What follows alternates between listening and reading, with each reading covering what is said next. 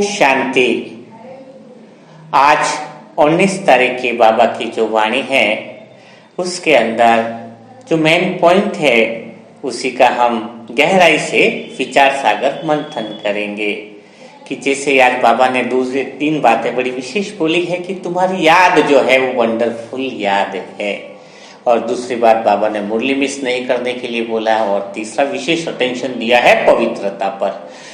तो हम देखेंगे, सोचते हैं, विचार सागर हम मंथन करते हैं कि तुम्हारी जो याद है वह वंडरफुल याद कैसे है ना। तो हमारी याद जो है भगवान के साथ, और अगर वंडरफुल याद है, ये अगर हमें अनुभव हो जाए तो फिर हमारे अंदर पवित्रता तो स्वतः ही आ जाएगी।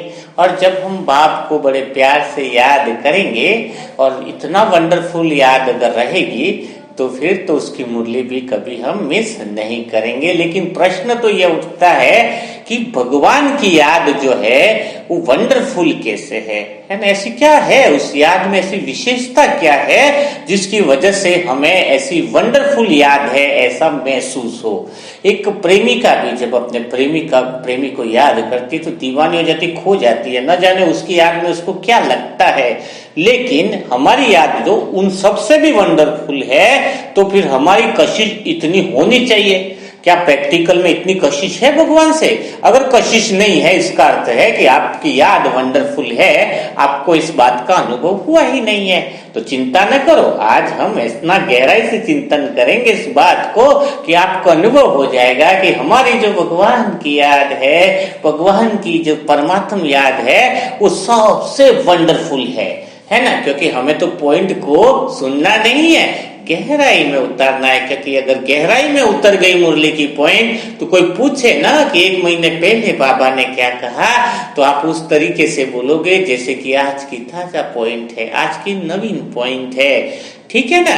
तो और याद रहना भी क्यों जरूरी है, ये भी बहुत गहरी बात है कि आपको मुरली याद रहना क्यों जरूरी है। इसका कारण यह है कि जब भी आपके सामने कोई प्रश्न आता है, तो आप जब मनन चिंतन करते हो या किसी बात का कोई जीवन में उलझन पड़ी है, तो जैसे भगवान को आप याद करते हो तो बाबा की वो जो पॉइंट है वो आपको टचिंग में आ जाएगी कि इस परिस्थिति में आपको ऐसा करना चाहिए। तो बाबा की टचिंग मिलेगी कैसे? बाबा की टचिंग मिलेगी आपको तब जब आपको बाबा की मुरली याद रहे। और मुरली कब याद रहेगी? जब आपको यह पता चले कि आपकी जो याद है वो कैसी है, वंडरफुल याद है। तो चलो हम महसूस करते हैं, कोशिश करते हैं, समझते हैं कि बाबा की याद में इतना वंडरफुल कैसे है, बाबा की याद में इतनी गहराई कैसे है। तो जैसे हम शुरुआत करते हैं कि याद की शुरुआत कहाँ से हुई।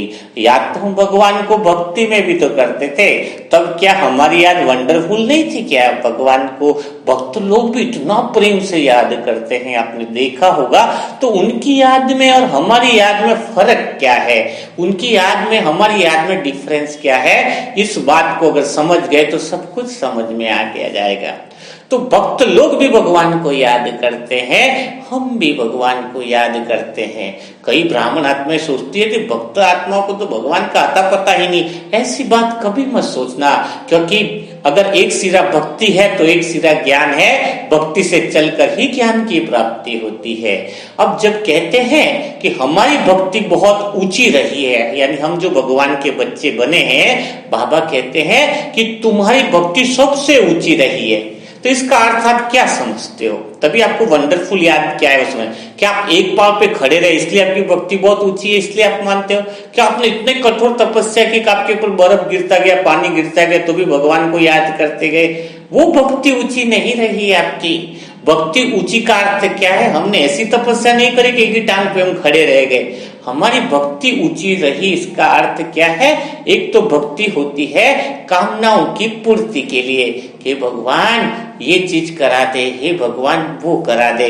वो तो हुई भक्ति, कामना वाली भक्ति। लेकिन कुछ भगत आत्माएं ऐसी भी हैं जो दुनिया से परेशान होकर क्या कहते हैं, दुनिया की चीजों से परेशान होकर, संबंधों से परेशान होकर, रिश्तों से परेशान होकर वो कहते हैं कि परमात्मा तुम हमें इस चीजों से, इस कामनाओं से ही हमें फ्री करा दे, हमें ले चल।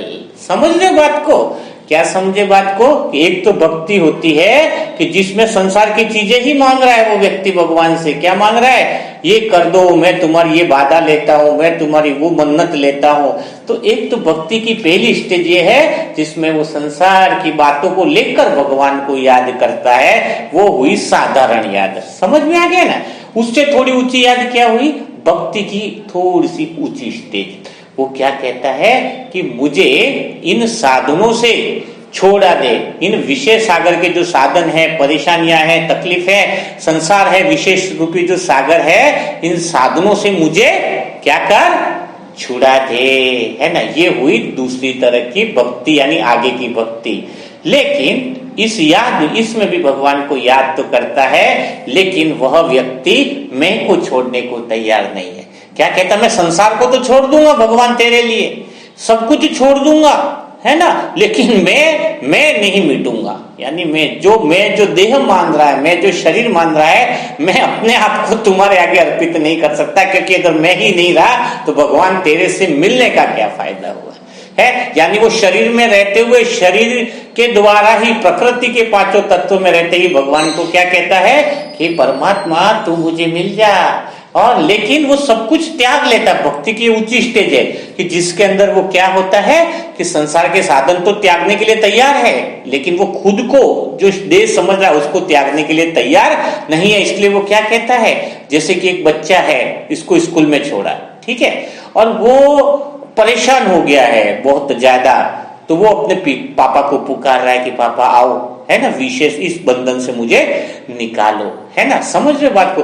लेकिन अब इस बंधन से अगर भगवान के पास जाना है, पापा के पास जाना है, समझो परमात्मा हो गया दूर, पांचों तत्व हो गए यहाँ पर। अगर देह के बंधन को छोड़े तो परमात्मा से मिल सके, लेकिन वो देह के बंधन को छोड़ने के लिए तैयार नहीं है, देह को छोड़ने के लिए तैयार नहीं, मैं का त्याग करने के लिए तैयार नहीं है। इसलिए वो क्या कहता है, हे भगवान मैंने दुनिया की तो सब चीजें छोड़ दी, पर मैं अपने आप को छोड़ नहीं सकता, ये देह नहीं छोड़ सकता, मैं तो देह ही तो हूं, है ना, देह के प्रति उसका लगाव नहीं छूट पाता। इसलिए वो क्या कहता है, हे भगवान मैं तेरे पास नहीं आ सकता इस देह को छोड़कर, तू ही नीचे आ जा, या तू ही नीचे आ जाए। यानी क्या करता है वो, भगवान को ही देह में ले आता है। खुद तो देह से बाहर निकल आत्मा समझ नहीं पाता है, और वो खुद को, दूसरे को, भगवान को ही देह में ले आता है। और क्या करता है, उसकी भक्ति कैसी होती है, कभी कृष्ण का रूप सामने बना दिया, कभी हनुमान जी का, और वो भगवान को भी अपने जैसा बना दिया। यानी खुद तो दुखी था ही शरीर में, भगवान को भी लाके अपने जैसा दुखी बना दिया। यानी कैसे बना दिया कि भगवान को भी अपने जैसी हरकतें, अपने जैसे गुण ही उसके अंदर दिखाने लग गया कि देखो कृष्ण मेरे माखन खाते, मेरा कृष्ण मेरे साथ सोता, कृष्ण ही मेरा सखा है, कृष्ण मेरा बंधु है, शंकर ही मेरे बंधु है।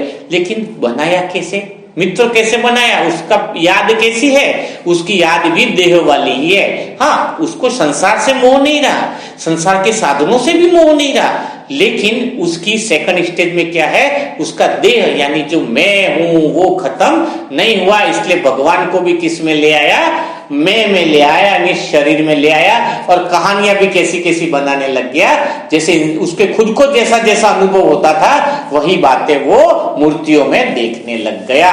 जैसे खुद कपड़े पहनता था तो भगवान को भी कपड़े पहनाने लग गया कि देखो मेरा भगवान कितना श्रृंगार करके बैठा हुआ है, खुद भोग लड्डू वगैरह सब खाता था 56 तरह के, तो भगवान को भी देखो मेरा भगवान कितने भोग खाता है। तो उसने अपने को भी याद तो किया भगवान को, लेकिन कैसे किया, भगवान के पास नहीं गया, संसार की चीजें भी उसने छोड़ दी। देखते हैं कई सारे भगत आत्मा जो संसार की सब चीजों को तो छोड़ देते हैं, लेकिन खुद के शरीर का मैंपन जो है, मैं शरीर हूं, उस अहम भाव को नहीं छोड़ पाते हैं। और कई सारे मंदिर भी बना देते हैं, ये रहा भगवान, वो रहा भगवान, क्योंकि उसको पता है मैं भी शरीरधारी हूं। अब उसने भगवान को भी कैसा बना दिया, शरीरधारी बना दिया।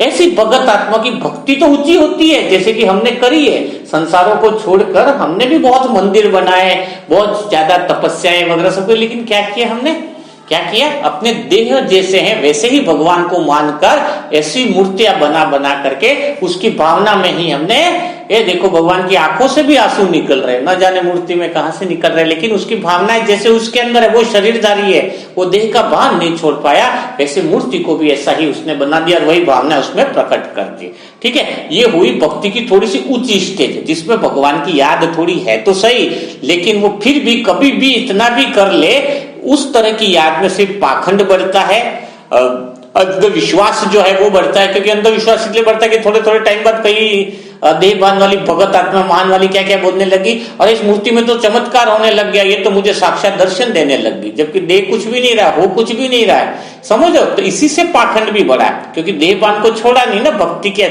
इसलिए तो हम जितनी भक्ति करते गए, बाबा कहते हैं भक्ति उल्टी चाले, उतना ही हम क्या करते गए, नीचे गिरते गए।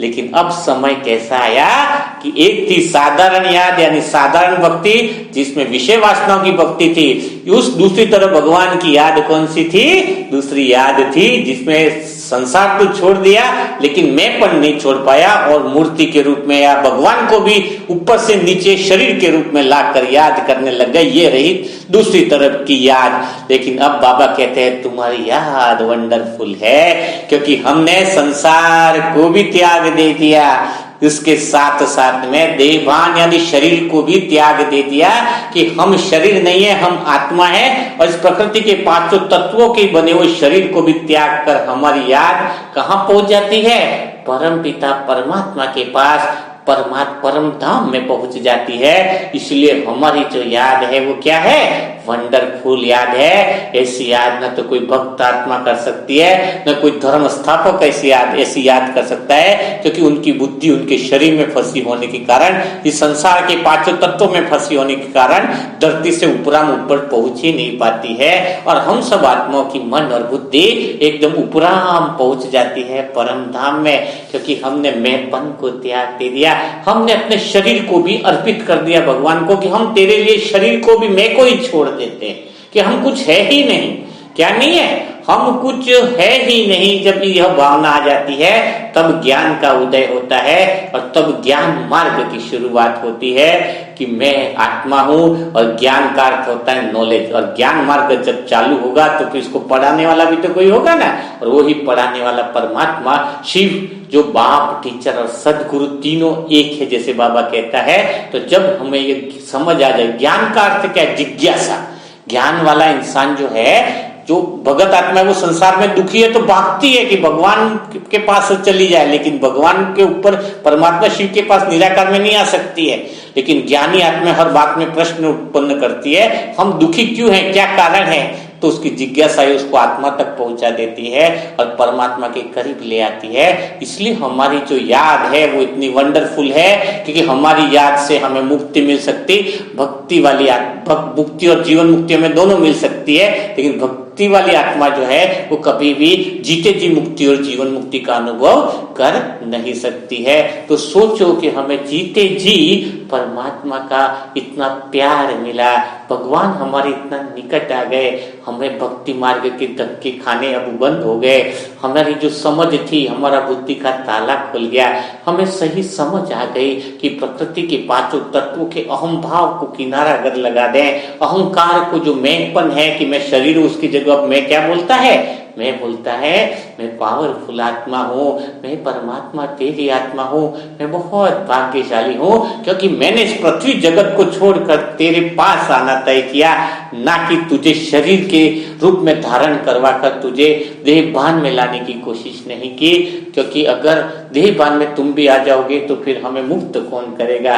हमें यह बात बिल्कुल अच्छे से समझ में आ गई, और अब हम बिल्कुल उस परम आनंद का अनुभव करते हैं जब हमारी याद इतनी गहरी हो जाएगी। इस वंडरफुल याद में हम एकदम डूब जाएंगे, और यह याद अभी इसी समय मिलती है, तो इस याद में डूबने से ही हमें संपूर्ण पवित्रता का अनुभव हो जाएगा। तो आज जैसे हमने एक लाइन को कितनी गहराई से समझा, अगर पूरी मुरली को जब ऐसी हर एक लाइन को अगर गहराई से समझे ना, तो शायद पूरा दिन भी निकल जाता है, समय का पता ही नहीं चलता है। और कहते हैं ना कि मुरली में इतना आनंद आ जाएगा, लेकिन खाली मुरली को पढ़ो नहीं, समझो, उसको उतारो दिल में। अभी मैंने भी क्या किया, अभी कोई आपको एक बात बहुत आश्चर्य होगी जो भी समय सुन रहे होंगे, कि मुझे अभी कुछ ज्यादा समय नहीं लगा इसको चिंतन करने में। जैसे एक लाइन पढ़ी ना, वंडरफुल याद है, तो कुछ रटना नहीं है, बस आंख खुली रहे। जब मैं ये क्लास सेशन भी बना रहा हूँ ना, ईमानदारी से कह रहा हूँ, मैंने सोचा भी नहीं रहता है कि क्या बोलना है। तो बस अंदर से दिखाई देता है ना कि अपन पहले कैसी याद थी, अभी भगत आत्मा है उनकी याद, उनका देहबन छूटने को तैयार नहीं, तो सब अनुभव होता है ना। तो जो आपको दिख रहा है इन आंखों से उसको आप रियलाइज करो। और ज्ञान का अर्थ क्या है? ज्ञान यह कहता है कि जो कुछ भी दिख रहा है वो निरर्थक है, तो निरर्थक है कैसे, अपन जो कर रहे हैं वो सार्थक कैसे है, उसके अंतर को समझने की तरफ जब हमारी दृष्टि बढ़ती है तब गहराई से हमें चिंतन लगता है, चिंतन हमारा शुरू हो जाता है। जब भी दुनिया की कोई चीज हमें बहुत व्यर्थ से ज्यादा पावरफुल लगती तो समझ जाना ज्ञान समझ में ही नहीं आया, क्योंकि मेरे लिए तो पूरी दुनिया ही कोड़ी तुल्य है। पूरे प्रकृति का पांचों तत्व, ये शरीर से बना हुआ, पांचों तत्व से बना हुआ शरीर भी मेरे लिए कुछ काम का नहीं। मैं तो आत्मा हीरा हूं और परमात्मा शिव जो निराकार है उसका ही बच्चा हूं, इसलिए अपन सब की याद बड़ी वंडरफुल है। तो कल फिर मुलाकात करेंगे कल की मुरली के साथ, नई पॉइंट के साथ, नई पॉइंट की गहराई के मनन चिंतन के साथ। अगर आपको कोई बात समझ में नहीं आई हो तो आप कमेंट में लिख सकते हैं। तब तक के लिए सभी भाई बहनों को ओम शांति, ओम शांति, ओम शांति।